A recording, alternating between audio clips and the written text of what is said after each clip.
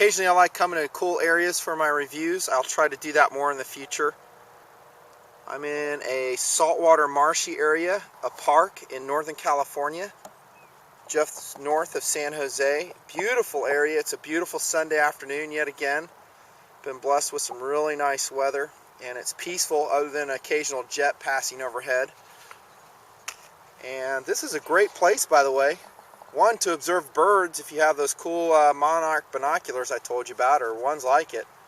Or also to maybe do a knife review. What do you say? Yeah, baby. We're going to be talking about the Spyderco H1 Pacific Salt, and that's an H1 steel. And yeah, I wanted to bring it waterside for this review because it's a good place to talk about a knife that's resistant to salt water.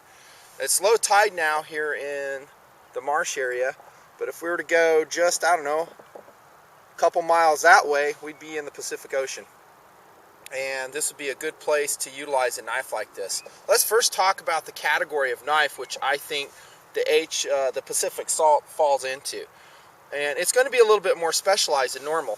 One, I'm going to first put it into an EDC category, believe it or not, because I think this knife lends itself quite nicely to EDC carry. And I have been doing that with its smaller brother, the Salt 1, and have been pretty pleased with it. Secondly, I think it is a specialized water knife. Oh, dude, check that out. Big old pelican just landed. Sorry, got to check out that pelican, man. Hopefully I can see him in the viewfinder. There he is. He just landed right there. There he goes. See you, buddy. They're fishing. Oh, what a cool place for a review, man. I love this place. I've been coming here for a long time. Just love it. Back to the knife review. Sorry for that. Yeah, I'm a nature lover too. So the other category would be specialized water knife. If you are a saltwater kayaker, a freshwater kayaker, a scuba diver, God, these birds are just going crazy. Maybe a boogie boarder or even a surfer, I think this would be a good blade for you to put in your kit. And here comes some philosophy, which I have to kind of explain why I said the categories I did. You guys know I'm a big fan of being armed wherever I go. I think it's smart. Being armed gives you options. And now we're not talking armed against two-legged bad guy variety. Also against like sharks and stuff. Yeah, I know the statistics. It's very rare indeed that you would ever get attacked by a shark. However, I have lived in areas where that is indeed has happened. One of them was Oxnard, California. In 1991, they found a lady who was supposedly, by best evidence, attacked by a great white shark in her sea kayak. And you know, and also earlier in the 80s, Oxnard, I think there was a surfer killed by a leopard shark. So yeah, it happens once, not a leopard shark, but a tiger shark. It happens very rarely, but also, you know, mass shootings happen rarely too, and yet we carry our concealed weapon with us, right? So even though the propensity for something like that to happen is very rare, I think you're smart when you go into a saltwater environment to carry some type of edged weapon with you, because I've read a lot of other reports about how people fended off sharks with their bare hands, jabbing their thumbs into their eyeball sockets. And yeah, that's better than nothing, but how much better would it be to have an edged weapon with you? Okay, more philosophy too. If you're scuba diving, maybe you're abalone fishing underwater, or abalone hunting, you know, I would take a fixed blade with me. That would be preferable. And in my scuba diving activities, that's indeed what I take in most situations. It just depends on what's on, you know, the adventure schedule that day. Maybe you don't really need a fixed blade, or maybe you're diving in an area where they don't allow blades. And so you might have to smuggle something like this into your BC, which is your buoyancy compensator, and have it on your person ready to go. Again, if you're armed, you have options. Not to mention the possibility of entanglement. I mean, every year up here in Northern California, abalone hunters end up dying because they get entangled either with, you know, the weeds down there or the kelp, and they can't free themselves. Again, I think that's best served by a fixed blade design. However, this would be better than nothing, and I think it would serve the role quite well. There's so much to talk about in regards to philosophy and the specifics of this knife, so I better get going.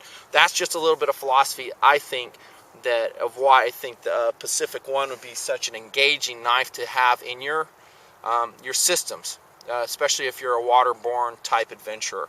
One more thing I'll add, I did mention boogie board and surfing. I never go out with a blade. If I'm in California, the California coast, and I'm out there boogie boarding, which I love, surfing, which I also love, but I suck at, I always have an edged weapon with me, always. Now, when I do that, I'm going to have a lanyard on this knife, and I'll also have a quick retract device, because I've lost some blades doing that, and I learned the hard way. If you do not secure it to your person somehow, it's going to go bye-bye, especially in the rolling surf. But this knife is so portable, so lightweight, and even the smaller version, the Salt 1, would be a good option if size is definitely a consideration in your swimsuit. But guys won't even know you have this on you, and I know that from experience. I've surfed and boogie boarded both on the California coast and in Hawaii. Always have an edged weapon with me, and no one even knows. It's just good to have with you at all times. Gives you options. Let's talk about the specifics. First off, I want to talk about the weight, and it is outstanding. It's only 3 ounces. The reason is because the Spyderco Pacific One is a throwback to the old Endura and Delica designs where they don't have steel liners in the handles. It's just 100% FRN handle with no steel in it. Thank you very much. Nor do we need or want steel. It's not necessary. So I love that. And if you're considering maybe a Pacific Salt as your larger bladed EDC knife, I think you'd be smart to consider that, because compared to its Endura cousin, or brother if you will, this is one right here. This is a partially serrated model. I've shown you before in other videos.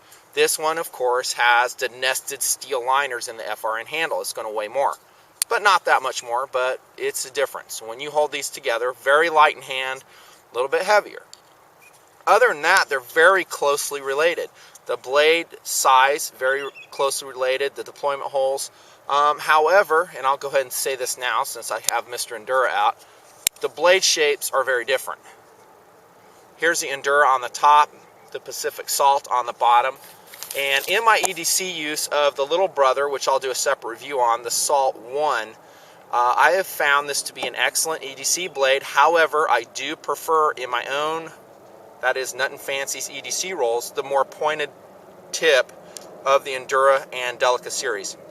The advantage of this blade shape on the H1 is you have some rescue capability, and I think that's why Sal kind of blunted that nose so we can do rescue cutting with it. That is, if we need to get a web off a diver or something quickly, it's easier to do it with this blade since we can slip it under pressure under the tight strap and cut it without injuring the person. The Endura and the Delica series might be just a little bit harder. However, defensively, should we have to employ this in an emergency tactical role, the Endura, more effective with that pointed tip. Same for the Delica. So that's something you're going to have to determine for yourself, which is more important for you. I love this modified sheep's foot blade on the Pacific Salt. Heck, forget airplane noise. We got to worry about bird noise out here. It's crazy. It's like a menagerie. Anyway, so that's a really useful blade shape, and I dig it. Notice the grind on it compared to the Endura on the bottom is a little bit higher. I like that too. And along with that, the deployment hole slightly bigger. I think they did that for gloved hands, so it's easier to deploy, and maybe has more of a snout on the upper spine. I call it snout, i.e. metal.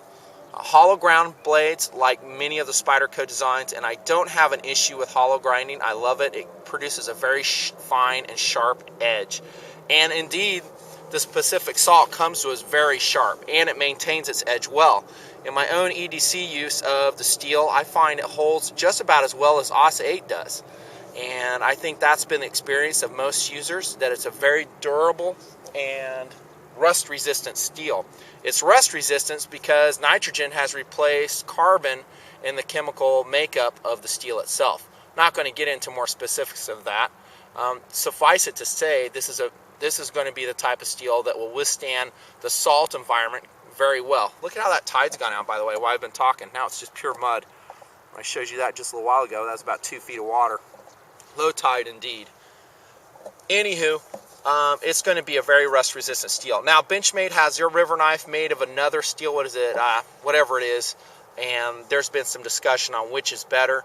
I trust Sal's, and that's, you know, the dude at Spyderco, his judgment on H1. I think they compared the two steels against each other, and H1 won. They find that it holds an edge longer and you know, has a finer edge to it, and wipe this off, an edge holding. So I like H1 steel. Now the long-term evaluation of H1 steel remains to be seen. I mean, how durable will it be over time? We'll see. It's been out for a number of years though, and I have read very few bad things about it. So I think you would be well to put this in use in any of the categories which I mentioned. Also on the blade, talked a little bit about the blade shape, the rescue cutting. The edge is really sharp, maintains its edge well. Jimping works, and it's really functional jimping, just like on many of the Spyderco designs, which I totally dig. We can dig our thumb in there and it locks in so nicely. How's the speed and the lockup? Well, just like a Spyderco, and actually I think that the Pacific Salt deploys quicker than a Spyderco for whatever reason. I'm sorry, not a Spyderco, but the Endura. It's a little bit quicker. I'm not sure why. I mean, if we look at the moment arms, they're about the same, right? Maybe it's because that hold's just a little bit higher. But it locks up really tight. There's no wiggle up or down, side to side. That's been the case with every Pacific Salt and Salt 1 that I've looked at. Good thing, because that pivot is non-adjustable, just like most of the Enduro designs. But like I've said in my other videos, don't fret if you can't adjust it.